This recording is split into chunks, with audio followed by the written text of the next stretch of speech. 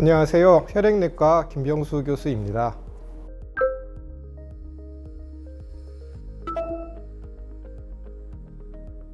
동종조혈모세포 이식은 형제 간 이식, 가족 간 이식, 타인 이식, 재대열 이식 등으로 이루어질 수 있는데요. 아무래도 타인의 세포를 받는 형태이다 보니까 자가조혈모세포 이식보다는 후유증이 클 수밖에 없습니다.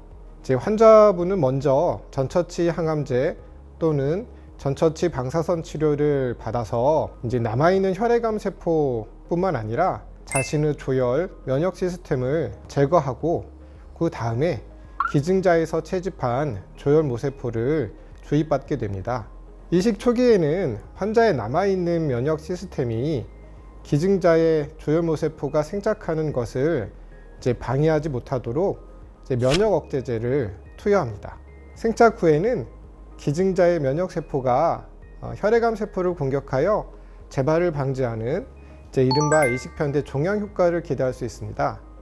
반면에 기증자의 면역세포가 환자의 정상세포를 괴롭히는 이식편대 숙주질환이라는 합병증이 나타날 수 있는데요. 기증자의 면역세포가 환자의 몸에 갑자기 옮겨지다 보니까 환자의 몸을 낯선 환경으로 인식하고 말하자면 당황하고 그러니까 길을 잃어서 벌어지는 일이라고 할 수가 있습니다.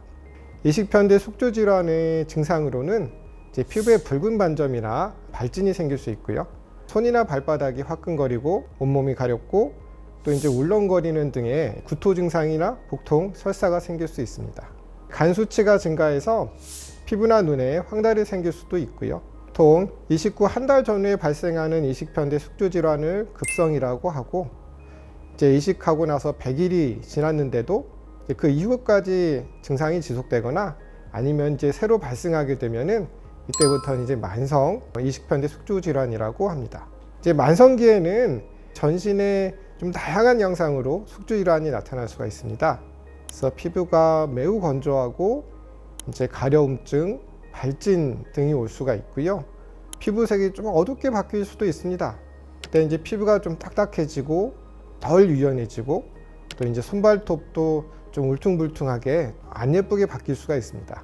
또 눈이 건조하고 빨갛게 충혈되고 아프고 좀 예민해질 수가 있습니다.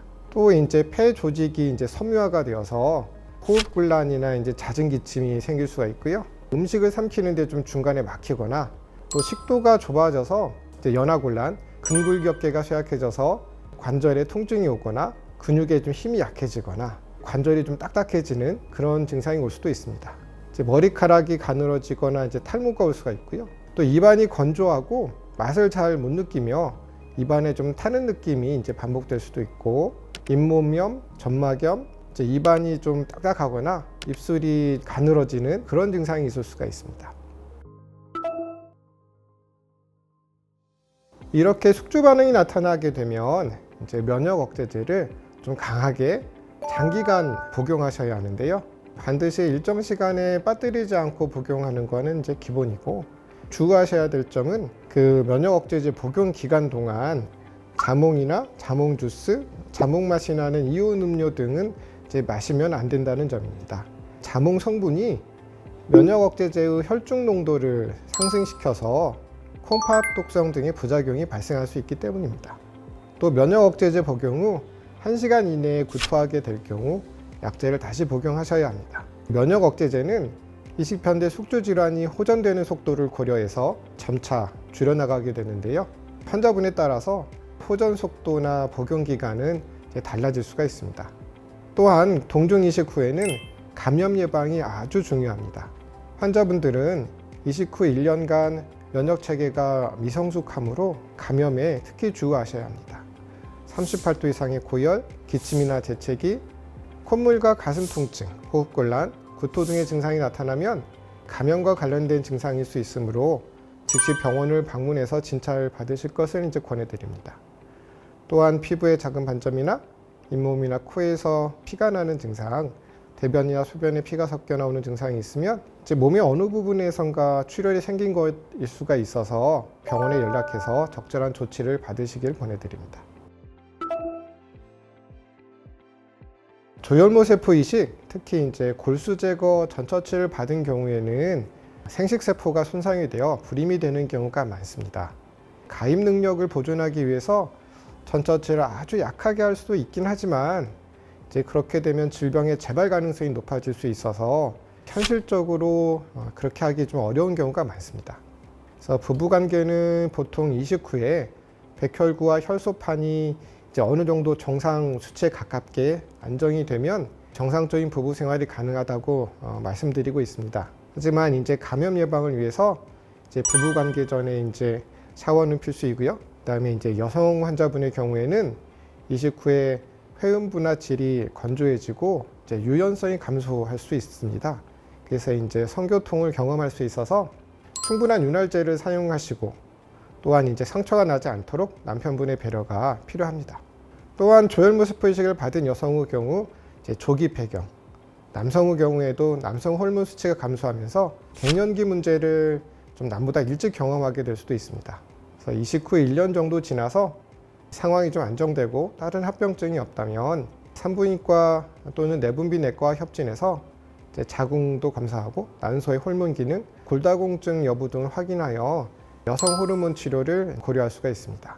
이제 남성 환자분의 경우에도 발기장애나 이제 사전장애 등의 증상이 생기면 비뇨의학과와 이제 협진을 진행해서 관련 증상을 돌봐드리고 있습니다. 혈액암 환우분들도 그동안 맞아왔던 다양한 백신의 효과에 의해서 바이러스에 대한 면역 항체를 이미 몸 안에 가지고 계십니다. 하지만 조혈모세포 이식을 받게 되면 이러한 면역 항체도 제거가 되고 이제 면역 시스템 자체가 일종의 좀 리셋 버튼을 누른 이제 그런 상황이 됩니다. 그래서 이제 신생아와 같이 예방 접종이 필요합니다. 보통 이식변대 숙주질환 등의 합병증이 없고 면역 억제제를 중단하여서 이제 면역 기능이 어느 정도 회복된 후에 감염내과 교수님과 협진 아래에 다양한 이제 접종을 계획하게 되는데요. 독감 예방 접종들도 담당 교수님과 상의한 후에 이제 예방 접종을 실시합니다.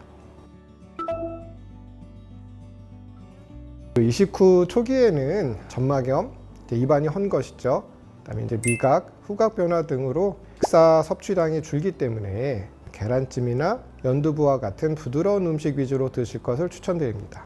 또 이제 씹기 힘들고 섭취량이 부족할 땐 영양보충 음료를 활용하는 것도 좋습니다. 병원에서 처방하는 영양보충 음료뿐 아니라 여러 가지 마트에서도 다양한 영양보충 음료를 구하실 수가 있어서 본인에게 잘 맞는 것을 이제 선택하실 수가 있습니다. 이식하고 나서 퇴원하신 다음에는 몇 끼마다 육류, 생선, 달걀, 콩, 곡식 등의 여러 가지 식품을 다양하게 균형 잡힌 식사를 하셔야 합니다. 이때 회와 같은 익히지 않은 음식은 피하셔야 되고요. 조개류는 익혔다 하더라도 일반적으로 삼가실 것을 이제 권해드립니다. 너무 맵거나 짜거나 맛이나 향이 강한 음식은 약해진 환자의 입 점막이나 장을 자극할 수 있으므로 피하시는 것이 좋고요. 커피나 차는 하루 한 잔 정도 드실 수 있습니다. 하지만 너무 차갑거나 뜨거운 음료는 마찬가지 이유로 피하시는 것이 좋습니다. 또한 면역 억제제나 스테로이드를 장기간 사용하게 되면서 골다공증, 고혈당 등의 합병증이 나타날 수 있는데요. 따라서 이제 이에 맞게 적절하게 영양 관리를 하셔야 합니다. 하지만 이식 후에도 체중이 계속 줄어들거나 식사 섭취량 회복이 어렵다면 병원 임상 영양사 선생님들과 개별적인 상담을 통해서 문제 해결할 수 있도록 도와드리고 있습니다.